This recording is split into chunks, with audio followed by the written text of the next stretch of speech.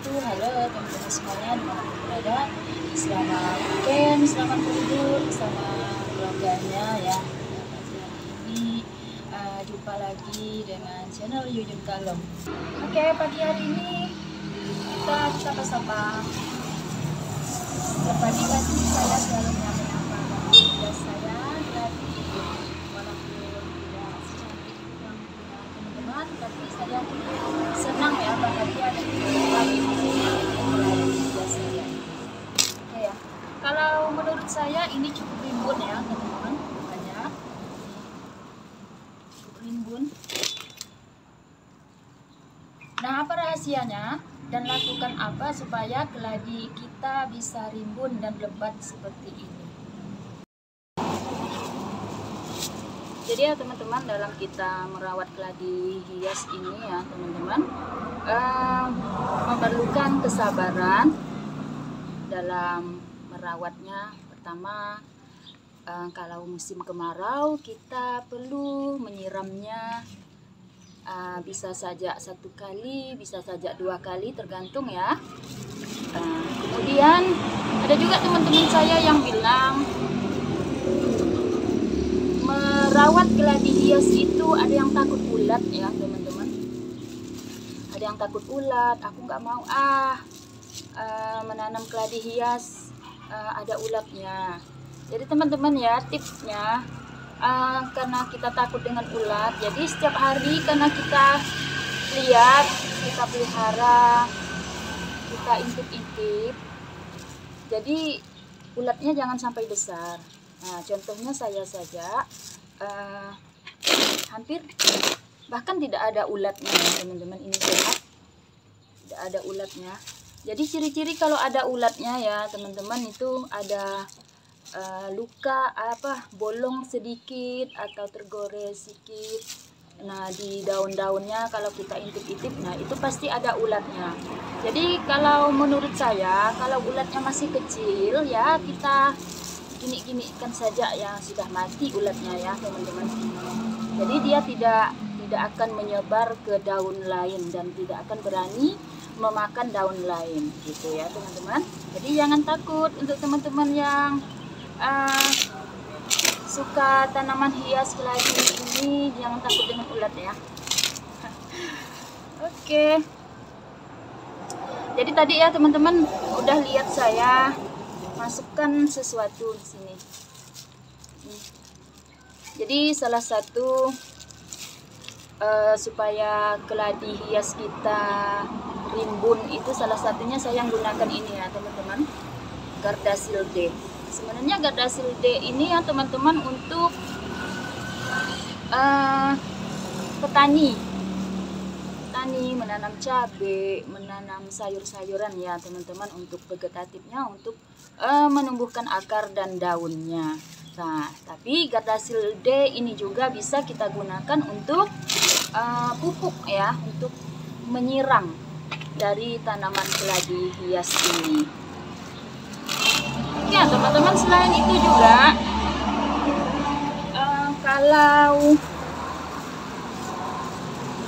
media tanamnya sudah biasa ya teman-teman, kita udah biasa gunakan media tanamnya yang udah langsung jadi juga ada. Kalau kita mau buat sendiri pun bisa, terdiri dari tanah biasa, kasih sekam, kemudian pupuk kandang ya teman-teman. Pupuk kandang ini tergantung di tempat kita itu ada hewan apa ya.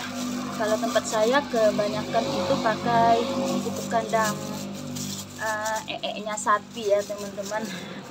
Jadi kambing tidak ada tempat saya, jadi pakai kotoran sapi gitu ya. Selain ya teman-teman, selain media tanam untuk menjaga dan membaguskan, menyantikkan keladi hias kita ini supaya rimbun, selain media tanam kita juga memerlukan penyemprotan ya untuk vitamin makanan dia sehari-hari. Nah, jadi kita dengan menggunakan Gardasil D. Jadi dalam seminggu sekali atau seminggu lebih itu saya selalu semprot semprot begini, semprot.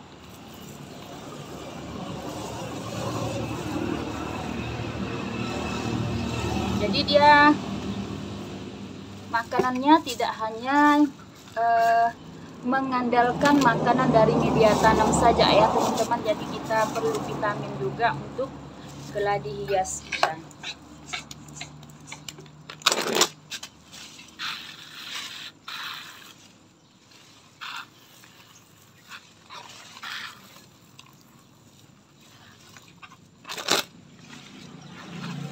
Cukup ya teman-teman. Nah selain itu ya teman-teman, kita juga jangan takut, jangan mentang-mentang lihat keladi hias kita atau tanaman hias kita itu rimbun, sayang dengan daunnya.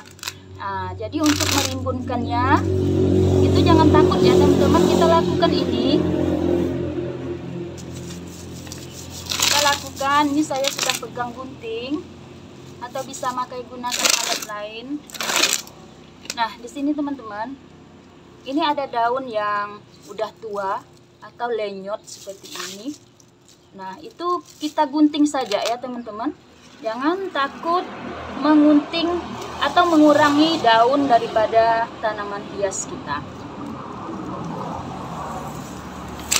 Jadi yang daun-daunnya yang kelihatan kita tidak terlalu penting, itu bisa kita buang ya teman-teman.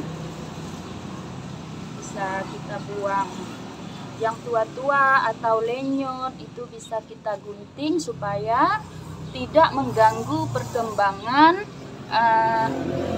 daun-daun muda yang bakal keluar seperti ini ya.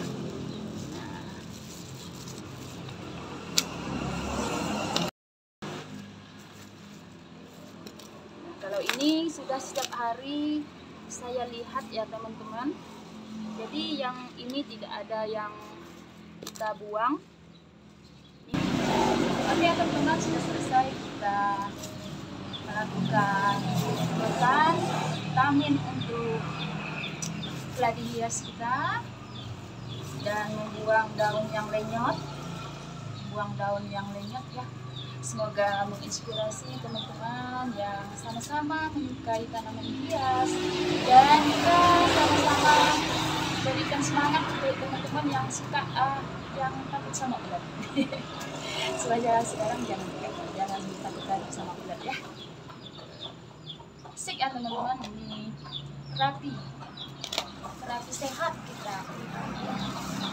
Oke, terima kasih atas dukungan dan kehadiran teman-teman semuanya yang selalu setia dan selalu menyaksikan video saya yang dipastikan bersama-sama. Terima kasih. Sampai ketemu di konten-konten berikutnya tentang tanaman hias ataupun tanaman sayuran yang rumahan ya teman-teman. Oke, dadah. Saya akhiri, assalamualaikum warahmatullahi wabarakatuh. Sampai ketemu di video selanjutnya.